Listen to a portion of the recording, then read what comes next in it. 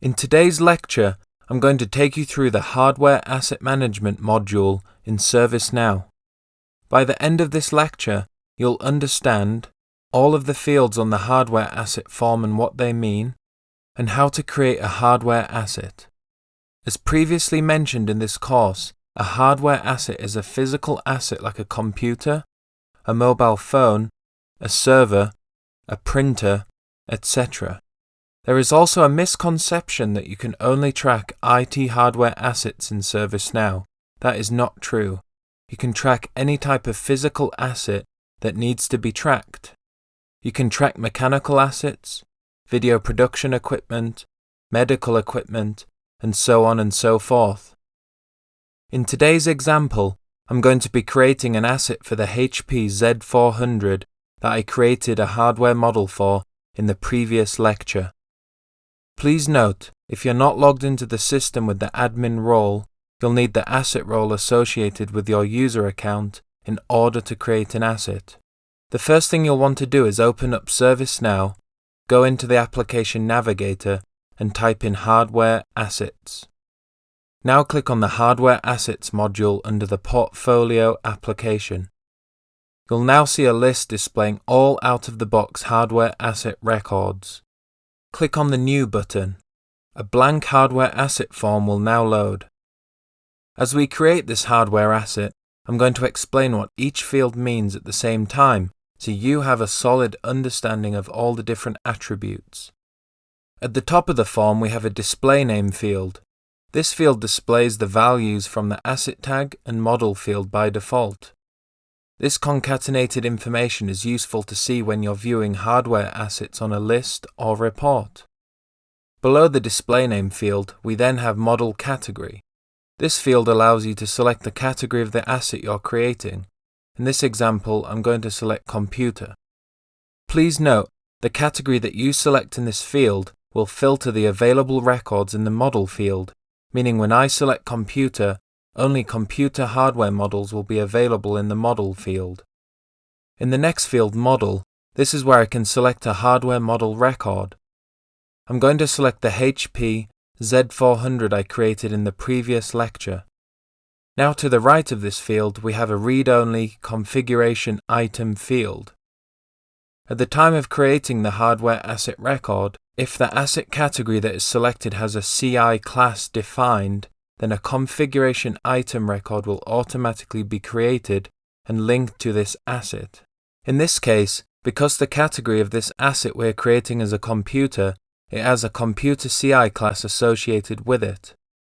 You'll see that when we create this asset, a link to the CI record will automatically be populated in this field.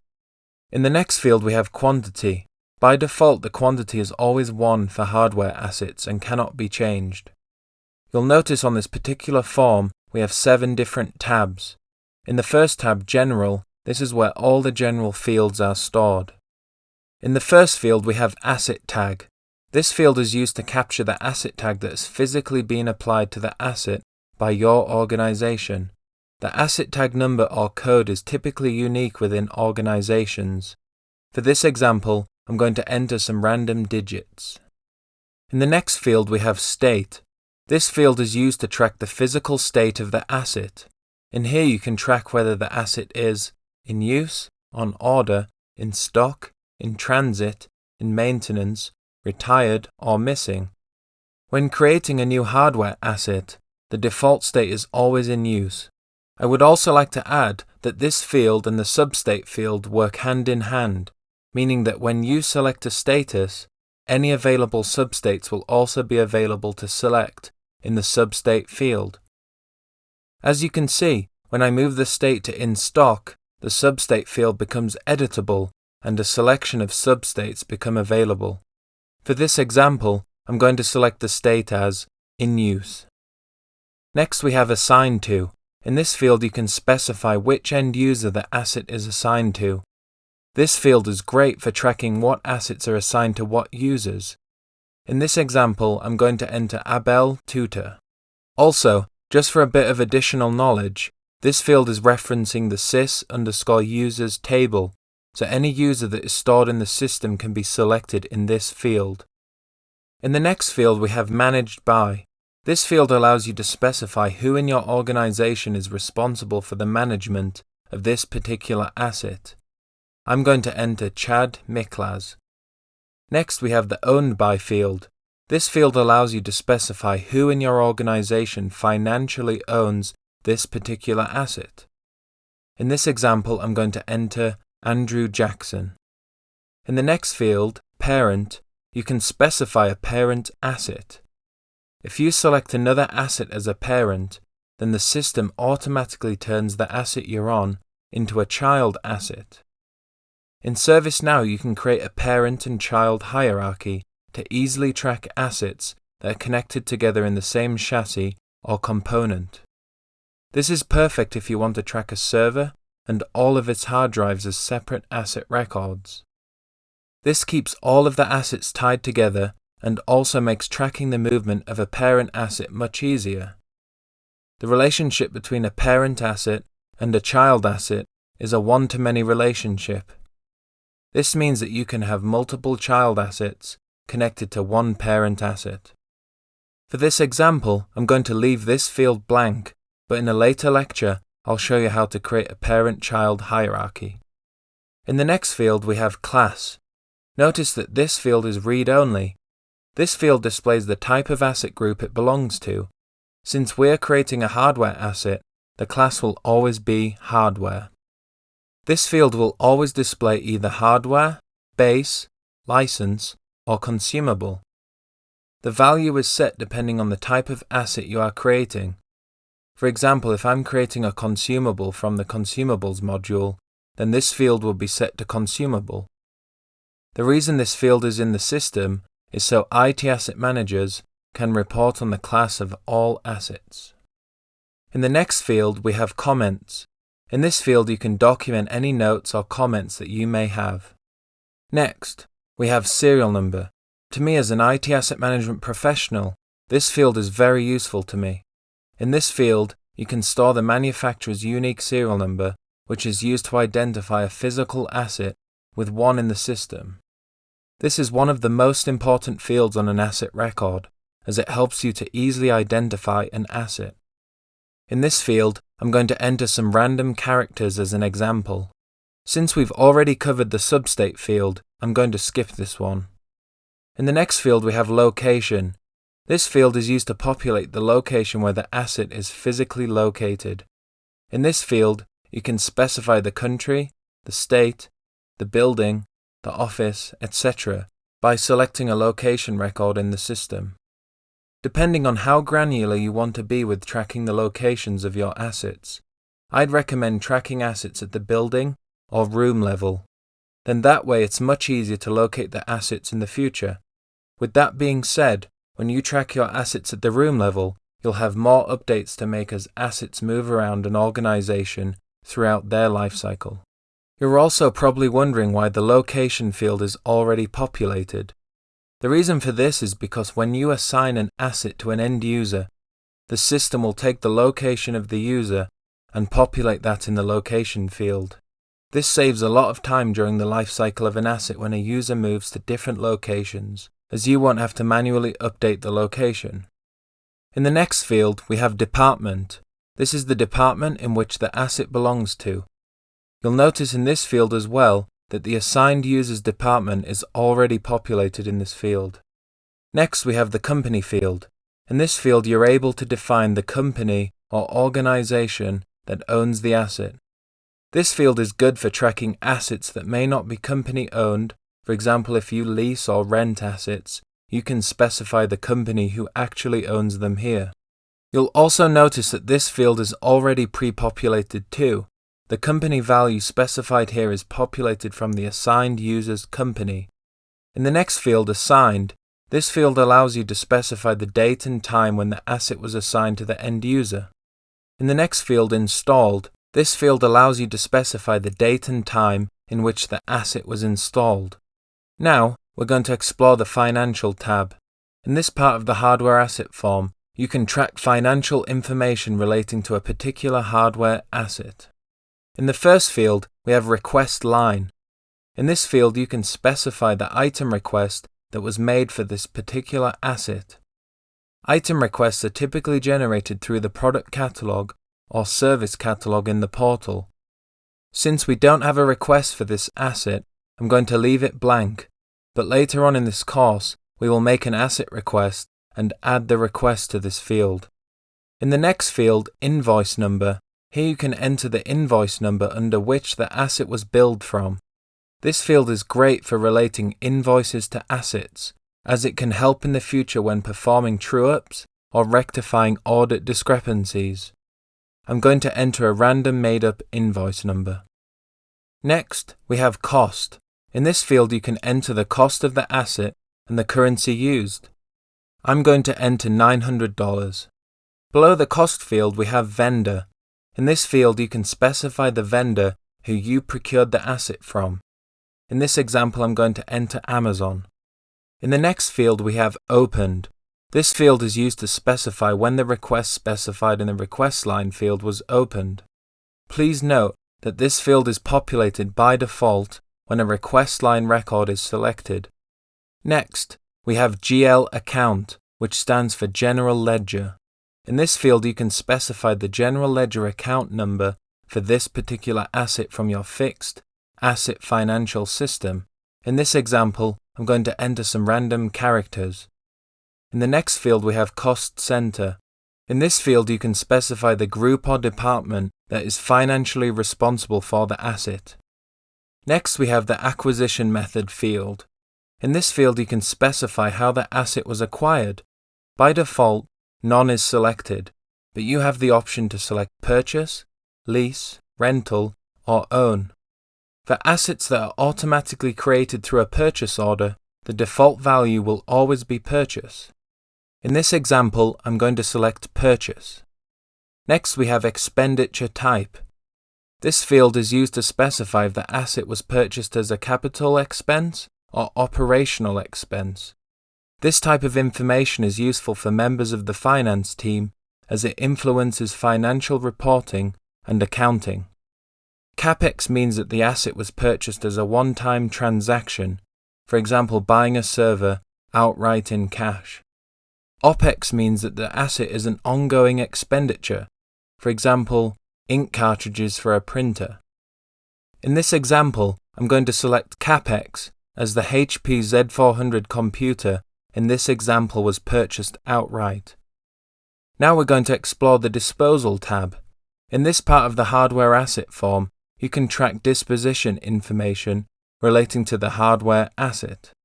This tab is useful for capturing information relating to the disposal of an asset. In the first field we have disposal reason. In this field you can enter the reason as to why you disposed of the asset. In this example, I'm going to pretend that we're disposing this HP computer. In this field I'm going to enter the computer's specs became too outdated. In the next field we have beneficiary. In this field you can specify the IT asset disposition vendor who disposed of the asset. In this example, I'm going to select Novell. Out of the box in ServiceNow, there are no real ITAD vendors in the system, but in real life, you'd most likely be working with a company like Ingram Micro, Iron Mountain, etc., and you'd want to specify their name here. Next we have the resale price field. In this field you can enter the value in which the asset was worth when it was disposed or sold. For this example, I'm going to enter $50. In the next field, we have scheduled retirement. In this field you can enter the date in which the asset is scheduled to be retired. This is great if you wish to plan out your asset retirements ahead of time. For example, I'm going to select a random date. And then finally, we have retired date. In this field you can enter the date in which the asset was actually retired. Now we're going to explore the Depreciation tab. In this part of the hardware asset form, you can track the depreciation of a hardware asset. In the first field, we have depreciation. Here you can select the depreciation method for an asset. By clicking on the magnifying glass, you can view all out-of-the-box depreciation methods. As you can see, we have a double declining balance and straight line options to select from. You may have noticed that this field was already populated with a depreciation method.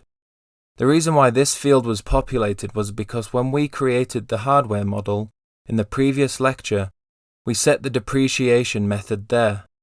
That means whenever you create a depreciation method at the hardware model level, it automatically applies to any assets created using the same model.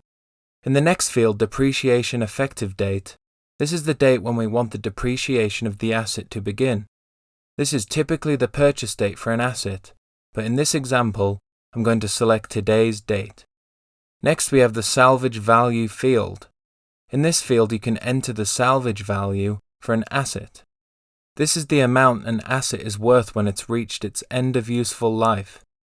The value in this field will influence how the depreciated value of an asset is calculated. You'll notice that this field is already populated, similarly to the depreciation field. The value in this field is also populated from the selected hardware model. In the next field, residual date, this field is read-only and is auto-calculated by the system. When the system starts to calculate the depreciation of an asset, the date in which the asset will be fully depreciated will display here.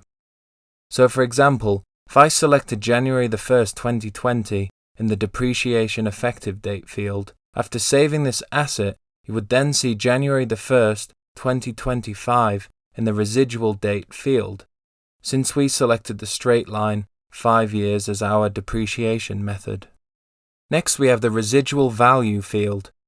This field is also read-only and auto-calculated by the system. In this field, the remaining value of the asset after it's been fully depreciated will be displayed here. In the final field, depreciated amount, this field will automatically display the amount an asset has depreciated so far in its life. Below the form, we then have a covered by fixed asset embedded list.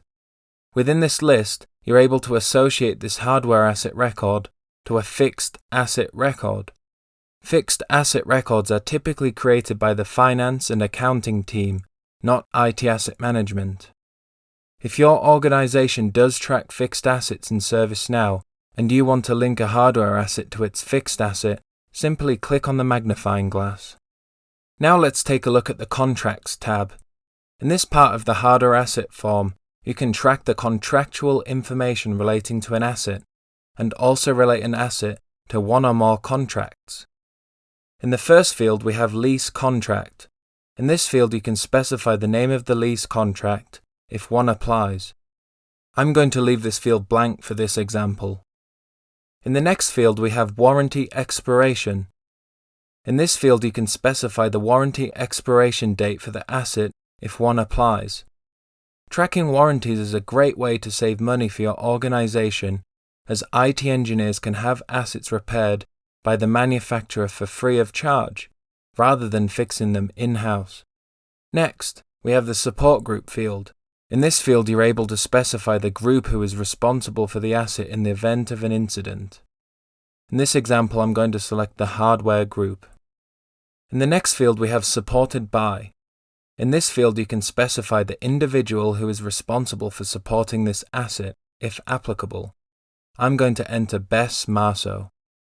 And below these fields, we have an Assets Covered embedded list. From this list, you're able to relate this asset to a contract in the system. Please note, you can also connect an asset to a contract from the contract record in the contract application. Now we're going to explore the Entitlements tab. In this part of the hardware asset form, you can view the software licenses that a particular hardware asset is entitled to use. The entitlements are created in the Software Asset Management module. Since this course is primarily focused on hardware asset management, I'm going to skip going into all of the details on how to configure hardware-based software entitlements. Now in the final tab, Activities, this is where you can log work notes against an asset. A few examples of activities you would want to log could be a note on what was fixed if the asset was repaired, a note on any damage that the asset has, and so on and so forth. Now to save this hardware asset, click on the Submit button located at the top right of the form.